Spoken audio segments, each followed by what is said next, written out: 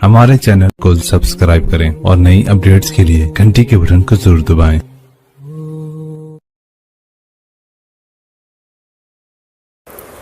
बिस्मिल्लाहिर्रहमानिर्रहीम। अस्सलामु अलैकुम वरहमतुल्लाहि वबरकातुहू।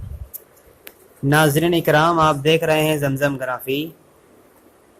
गुजरात फाइल्स पसे पर्दा हक़ाइक़ का इंकिशाफ, इस किताब का सिलसिला जारी है। 7 अबवाब मुकम्मल हो चुके हैं और आज 8वां बाब शुरू किया जा रहा है। आइए शुरू करते हैं। पीसी पांडे। पुलिस फोर्स के बहुत से लोग उसे शुतुरमुर्ग कहते थे, वहीं कुछ दूसरे लोग उसे निहायत बुलंद हिम्मत और खुश अखलाक अफसर की हैसियत से जानते थे, जिसे अपनी बात कहने का अच्छा सलीका था और तकल्लुफ़ पसंद तबीयत का हामिल था। एक ऐसा शख्स जिस पर वज़ीर आला को बहुत भरोसा था, जो रियासत के तमाम अहम मामलों में शाह और मोदी का हमराज था। वो ऐसा आदमी था जिसे ज़िंदगी में अच्छी चीज़ें पसंद थीं, मसलन बैरून ममालिक में छुट्टियां गुजारना, यानी आउट ऑफ कंट्री वेकेशन पूरा करना, अपने बारे में शानदार तबसरे सुनना, यानी अपने बारे में पॉजिटिव कमेंट सुनना, और शाम को क्लब या जिम खाने में दोस्तों के साथ शराब नोशी में वक्त बिताना। 2 मार्च 2002 के शुमारे में टेलीग्राफ अखबार ने उसके बारे में दर्ज झेल औसाफ बयान किए थे, उनके ये बातें बयान की थी। अहमदाबाद के साबिक commissioner of police Shri PC Pandey Gujarat कत्लेआम के दौरान कमिश्नर ऑफ पुलिस हुआ करते थे। पुलिस कमिश्नर पीसी पांडे से बेहतर कौन पुलिस के किरदार की तस्वीर कशी कर सकता है। उन्होंने अपने एक बयान में कहा पुलिस आम समाजी माहौल से अलग नहीं होती। जब समाज की सोच में बदलाव आता है तो पुलिस भी उस बदलाव का हिस्सा होती है और उस बदलाव का मुतअद्दी असर पुलिस पर पड़ना लाजिम है। यानी अगर समाज बदल जाएगा तो पुलिस भी बदल जाएगी।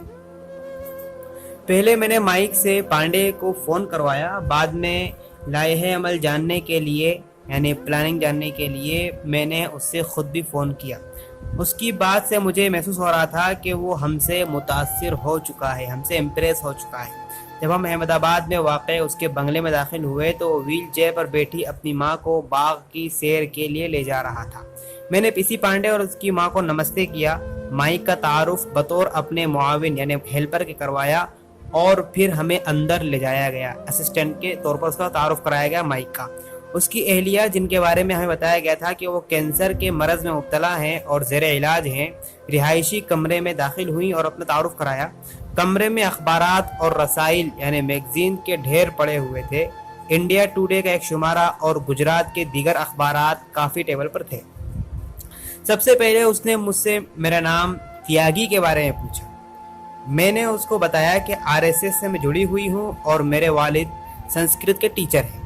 फिर मैंने अपनी अमरीकी ज़िंदगी की तफसीलात का जिक्र किया, डिटेल्स बताई। उनको बताया कि काइस्ट घराने से ताल्लुक़ रखती हूँ। मेरे ख़ानदान के लोग मुंबई और कानपुर में बसे हुए हैं और मज़हब से बहुत दूर हैं, लेकिन मैंने उनको यकीन दिलाया कि मुल्क में मुस्लिम नवाजी का माहौल की वजह से मैं अपने मज़हब से करीब आने लगी हूँ। इस बात का खातिर खा असर हुआ, लेकिन पांडे एक चालाक शख्स था। वो ये जानने का ख्वाहिशमंद था कि मुलाकात से कबल मीडिया में उसकी मुश्तबे शख्सियत के बारे में किसी ने हमें बताया तो नहीं। वो बखूबी अपने पैंते बदल रहा था। उस रोज़ मैं अपना कोई औजार पहनकर नहीं आई थी।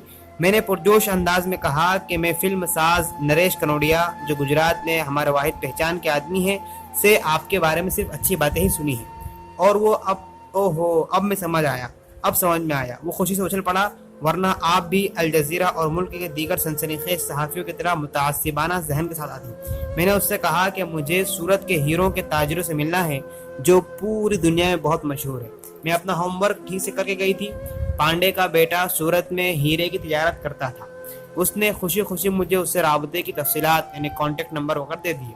मैंने पांडे से दरख्वास्त भी की कि मुझे किसी ऐसे आदमी से मिलवाने की मदद करे जो दरख्शां गुजरात यानी उज्जवल गुजरात की तशहीर के शोबे को या फिल्मों के शोबे को संभालता हो, क्योंकि दरख्शां गुजरात के बारे में बड़ी ज़बरदस्त बातें हमने सुन रखी हैं। मैंने कहा, सर मुझे कुछ सफ़ेद रेत, नई शाहरा और जदीद तरीन टेक्नोलॉजी के बारे में जानना है, जिसकी वजह से गुजरात भारत के सबसे मुमताज़ और मुतहर्रिक तरीन रियासत हो गई, यानी सबसे फास्ट और सबसे ऊंची سب سے اعلیٰ.